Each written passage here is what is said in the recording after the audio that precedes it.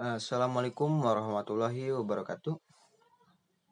Salam sejahtera bagi kita semua. Izin memperkenalkan diri. Perkenalkan, nama saya Pereji Pamungkas dari Universitas Nusa Putra jurusan Teknik Mesin.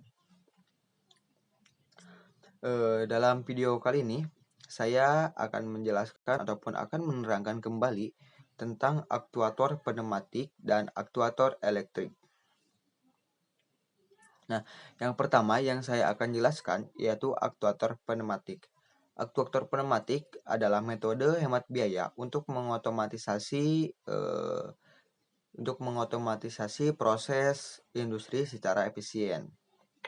Di dalam aktuator pneumatik ini juga terdapat sistem kontrol pneumatiknya itu sendiri, yaitu terdiri dari beberapa tingkatan yang menggambarkan kinerja perangkat keras dan aliran sinyal.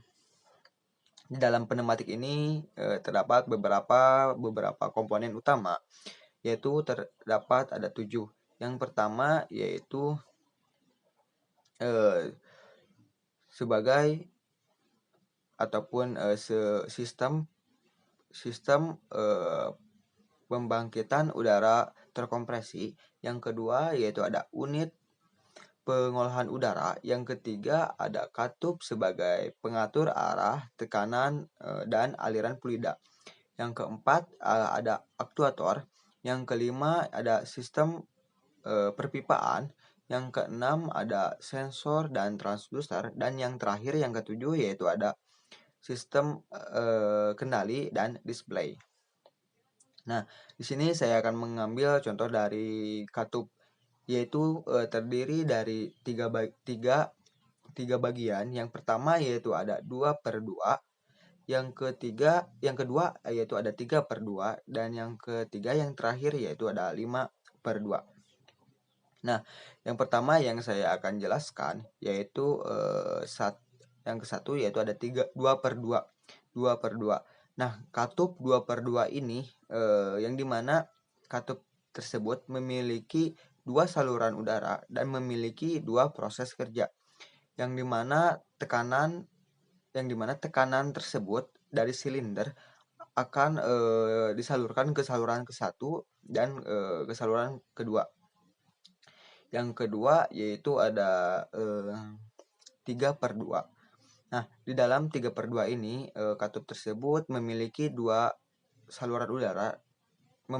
saluran udara dan memiliki dua proses kerja. Nah, awal kerjanya yaitu silinder tersebut, tekanan dari silinder tersebut akan dibuang melalui saluran ke-1 dan saluran kedua. Nah, yang terakhir ini yaitu ada 5/2, yang dimana katup 5/2 ini memiliki 5 saluran udara dan memiliki dua proses kerja, yang dimana tekanan dari silinder akan berada pada saluran ke-1 dan saluran ke-4, sedangkan tekanan pada silinder itu sendiri akan dibuang melalui saluran ke-4 dan saluran ke-5. Mungkin cukup sekian dari penjelasan aktuator pneumatik itu. Selanjutnya masuk ke aktuator elektrik. Nah, di dalam aktuator elektrik ini saya mengambil komponen dasar dari aktuator elektronik ini, yaitu resistor. Nah, resistor adalah sebuah perangkat yang dimana dapat menghambat suatu gerak lajunya listrik ataupun membatasi lajunya ataupun membatasi jumlah aliran listrik yang mengalir pada suatu rangkaian.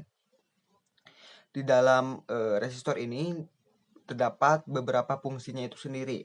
Yang pertama, fungsinya yaitu sebagai pembagi arus. Yang kedua, sebagai pembagi tekanan. Yang ketiga yaitu ada sebagai penurun tekanan. Yang keempat, sebagai penghambat arus aliran listrik. Nah, di dalam aktuator resistor ini, sendiri terdapat beberapa dibagi menjadi beberapa kategori. Yang pertama berdasarkan nilai, yang kedua berdasarkan bentuknya, dan yang terakhir yang ketiga yaitu berdasarkan bahan. Nah, yang pertama yaitu berdasarkan nilai. Contohnya yaitu adalah resistor linier, yang dimana resistor linier ini memiliki nilai hambatannya yang tetap. Semakin semakin besar bentuk fisiknya, maka semakin besar juga resistor daya yang akan diterima. Dan juga semakin besar daya resistor yang diterima, maka semakin tinggi juga suhu yang diterimanya. Nah, selanjutnya yaitu berdasarkan bentuknya, berdasarkan bentuk, yaitu silinder, terus ada SMD ataupun chip, yang dimana kedua-duanya itu memiliki masing-masing tersebut memiliki kemampuan yang sama, yaitu sebagai penghambat suatu aliran arus listrik. Yang ketiga yaitu ada berdasarkan